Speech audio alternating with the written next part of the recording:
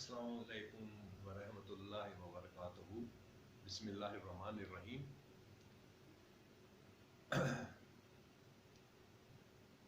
मेरे प्यारे मोअज़्ज़ज़ सामीन और मेरे साथियों, आपने मुख्तलिफ अपनी राय के अंदर जो मुझे गाहे बगाहे अपने कमेंट्स के अंदर जो भी आपने राय दी है, आपका बेहद शुक्रिया। और इंशाअल्लाह इसको मैं बेहतर से बेहतर हर क्लिप्स के अंदर कोशिश मेरी यही होगी, क्योंकि ये तो अभी इब्तदाई मराहिल से हम गुजर रहे हैं। इस हवाले से मैं आपसे ये अर्ज़ कर रहा हूँ और आप दिन ब दिन इसके अंदर बेहतरी और एक अच्छी इंफॉर्मेशन जो बुनियादी हकूक़ के हवाले से है उसमें, और इसके अलावा मोटिवेशन के अलावा भी मैंने मुख्तलिफ क्लिप्स भेजी हैं जो मेरे सामीन ने और नाज़रीन ने पसंद की हैं।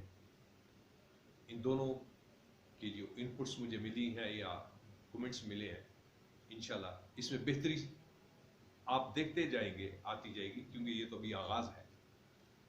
और इस हवाले से मैं आपका शुक्रिया भी अदा करता हूँ जिस तरीके से आपने मुझे इनकरेज किया। और चूँकि मैंने इब्तदा में बताया था कि मेरे बहुत से दोस्त या मेरे जो साथी थे ज़िंदगी के मुख्तलिफ शोबाजात के अंदर, उनकी तरफ से यह था कि जो हम आपस में बैठ कर डिस्कशंस करते हैं और आप उसमें कोई ना कोई हमें टिप्स देते हैं या एडवाइस करते हैं, तो बेहतर ये होगा कि आप इसको, जब मैंने उनसे बात की कि मैं कोशिश ये कर रहा हूँ कि एक इंस्टीट्यूशन जो सियालकोट में बनाऊँ, उससे बेहतर ये है कि मैं एक सोशल मीडिया के ज़रिए से ये जो कुछ भी मेरे पास नॉलेज है या अपने माशरे से मैंने सीखा या मैंने अपने सीनियर से सीखा या मैंने बुज़ुर्गों से सीखा, अपने वालिदैन से सीखा, उसको मैं शेयर कर कर एक ऐसी काउंसलिंग का, जिसको कहा जाता है ना, हम आपस में महफिल जब करते हैं, अगर कोई मसला होता है तो उसको एक डिस्कस करते हैं कि कोई अच्छी राय आए और इस परेशानी या मसले का हल कोई अच्छे अंदाज से मिल सके।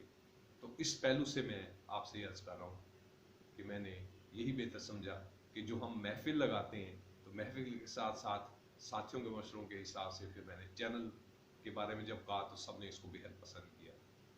और इस चीज़ को मैंने भी जब सोचा तो मुझे ये महसूस हुआ कि मैं बेहतर होगा कि एक सदका जारिया के तौर पर मैं आपसे जो मैंने अपनी प्रैक्टिकल लाइफ के अंदर जो तजर्बात हासिल किए और वो मैं अगर आपके साथ शेयर करूं, तो कई माशरे के अंदर ऐसे दोस्त होंगे जिनके वो काम आए। मकसद कोई शोहरत नहीं है, मकसद कोई किसी से तवज्जो हासिल करना नहीं है। मकसद मेरा ये था कि अगर मेरे पास कुछ है तो मैं शेयर करूं, हो सकता है किसी की उसमें रहनुमाई हो सके। मैं अपनी तरफ से दावा नहीं करता, ना किसी जोन का मैं शिकार, अपनी ज़ात की पॉपुलैरिटी वगैरह की कोई ऐसी बात नहीं है। तो इस हवाले से आज मैं दोबारा ह्यूमन राइट्स के ऊपर ही आता हूँ। मैंने जैसे पिछले अपने क्लिप्स में कहा है कि पीटीसीएल प्राइवेटाइजेशन से पहले जो एम्प्लॉइज जो टीएनटी डिपार्टमेंट में काम कर रहे थे, और वो जब प्राइवेटाइजेशन के मराहल से गुजर कर पीटीसीएल मैनेजमेंट के अंदर, यानी इस वक्त पीटीसीएल के अंदर आई, तो उनको ट्रांसफर एम्प्लॉइज यानी गवर्नमेंट ऑफ पाकिस्तान का स्टेटस दिया गया था, और उसकी जमानत भी गवर्नमेंट ऑफ पाकिस्तान ने दी जो गारंटर थी। इसमें मैं कहूँगा कि बेशुमार कमज़ोरियाँ और बेशुमार गफलतें या लैक ऑफ इंटरेस्ट नज़र आया या फिर ज़ाती इंटरेस्ट नज़र आया जो सुपर सीट्स पर बैठे हुए थे, जो सुपर सीट्स पर बैठे हुए थे मैं कह रहा हूँ। और उसमें हमारे पुराने जो सीनियर मुलाजमीन या ऑफिसरान थे, मैनेजमेंट की हायर सीटों के ऊपर की पोस्टों पर बैठे हुए थे, वो भी एतिसलात के जब ढांचे में आई तो उन्होंने सिर्फ अपने ज़ाती मकसद और इंटरेस्ट को अपने मद्देनजर रखा। एम्प्लॉइज की किसी किस्म की इंटरेस्ट के हवाले से उन्होंने कोई सोच नहीं रखी या कोई इंटरेस्ट नहीं रखी या कोई खुदा खौफी नहीं रखी, सिर्फ अपनी ज़ात के लिए सोचा, इन ट्रांसफर एम्प्लॉइज के लिए नहीं सोचा। उसमें मैंने इब्तिदा में कह दिया था, ये जो पिछले मेरे क्लिप्स हैं, कि अगर कोई प्रमोशन भी देनी है तो प्रमोशन जो गवर्नमेंट का अंदाज है वो नहीं अपनाया गया, या प्रोसीजर जो है वो नहीं अपनाया गया, तरीक़ाकार वो नहीं अपनाया गया, बल्कि ऑफिशिएटिंग चार्ज देकर हायर सीटर भेज दिया गया। और जहां कोई नापसंदीदगी वाली चीज सामने नजर आई तो उनको रिवर्ट कर दिया गया। This means there was no any encouragement for the employees, उनकी हौसला अफजाई के लिए कुछ नहीं था। उसमें मैं अपनी जाती बात अगर करूं तो मैंने पीटीसीएल को इत्तेजाजन छोड़ा था और उसके सबूत डॉक्यूमेंट्री मेरे पास मौजूद है। इसी तरह मेरे दूसरे साथियों के पास ये मौजूद है। इस वक्त अब जो किया जा रहा है, इस वक्त भी हमारे जो ट्रांसफर एम्प्लॉइज जो काम कर रहे हैं उनके साथ रवैया ये रखा जा रहा है कि उनको फोर्स किया जाता है कि वो एनटीसी पर आ जाए। किस तरीके से फोर्स किया जाता है? जो गवर्नमेंट के ये ट्रांसफर एम्प्लॉइज हैं, गवर्नमेंट के रूल्स रेगुलेशन के तहत इनकी जो सैलरीज बढ़नी चाहिए या इनको सहूलतें मिलनी चाहिए वो इनको नहीं दी जा रही। और उनकी साल के साल जो इंक्रीज भी है वो गवर्नमेंट के रूल्स के हिसाब से नहीं बढ़ाई जा रही, बल्कि इन ट्रांसफर एम्प्लॉइज की इंक्रीमेंट्स पीटीसीएल मैनेजमेंट ने अपने जो पैमाना तय किया हुआ है उसके तहत दी जा रही है। इस तरह होते होते होते होते कई हमारे मुलाजमीन या हमारे दोस्त जो ट्रांसफर एम्प्लॉइज हैं वो जैसे ही 20 साल की मुद्दत में कोई वीएसएस स्कीम आती थी उसमें जब देखते थे कि जी हमें पेंशन मिल जाएगी तो उसमें उन्होंने तरजीह दी कि बेहतर ये है कि इन हालात से रिटायरमेंट ले ली जाए अपने हालात के हिसाब से। ये नहीं, हालात से मुराद है कि अपनी फैमिली की सर्वाइवल के हिसाब से वो देखते थे कि भाई अब मजबूरी की हालत में बेहतर ये है कि ऐसे टेंस के माहौल में रहकर काम करने की बजाय पीटीसीएल की जो वीएसएस आए वो ले ली जाए। इससे क्या जाहिर होता है? इससे जाहिर ये होता है कि पीटीसीएल मैनेजमेंट ने उनके लिए माहौल ही ऐसा पैदा किया है कि या तो वो पीटीसीएल मैनेजमेंट की जो मौजूदा पीटीसीएल है उसकी टर्म्स कंडीशन पर आ जाएं या वो छोड़कर चले जाएं।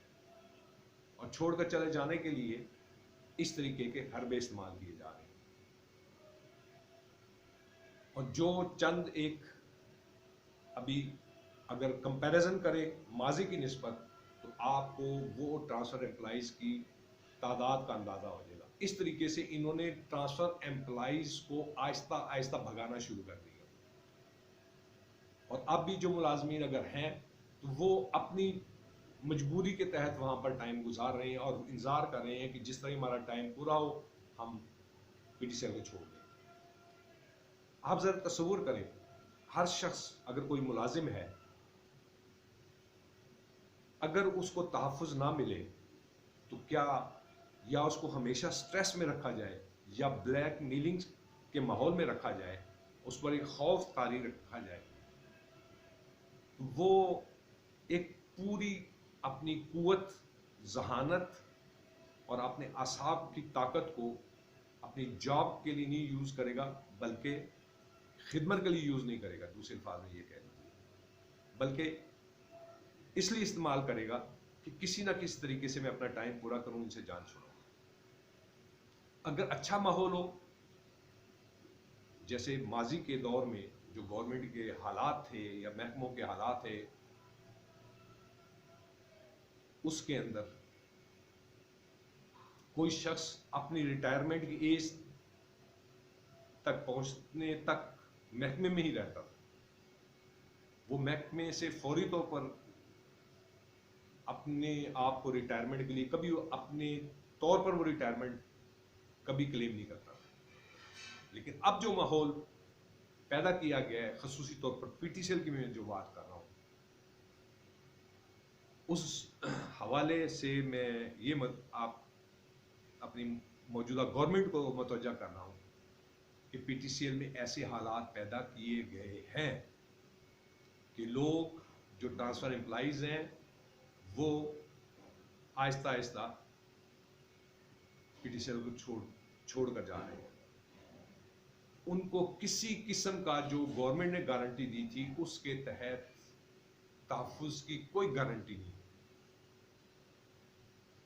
इब्तदा में कई के साथ ऐसे भी हुआ कि जैसे ही वो जो पीटीसीएल मैनेजमेंट ने अपनी पॉलिसी अडॉप्ट की हुई है एनटीसी के हवाले से, एनटीसी पिछले क्लिप में मैंने जिक्र किया है कि उसमें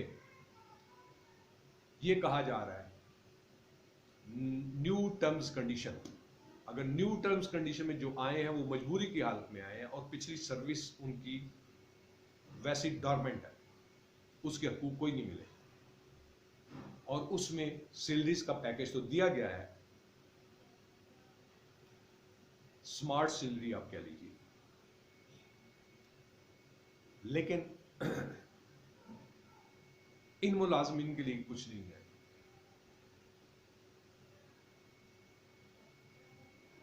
उम्मीद है इस सिलसिले को जो मैंने आपके साथ एलैबोरेट किया है, इस पर अपने कमेंट्स का इजहार कीजिएगा। मेरा चैनल का नाम है इंजीनियर मोहम्मद खालिद शिराजी। इसमें मेरे मुख्तलिफ मौज़ूआत पर क्लिप्स आते रहेंगे। ज़रूरी नहीं है कि पीटीसीएल के ऊपर ही आएंगे, और भी बेशुमार दूसरे महकमों के बारे में भी आएंगे। जैसे जैसे मेरे साथी मुझसे रजू कर रहे हैं, मैं उस हवाले से बात कर रहा हूँ।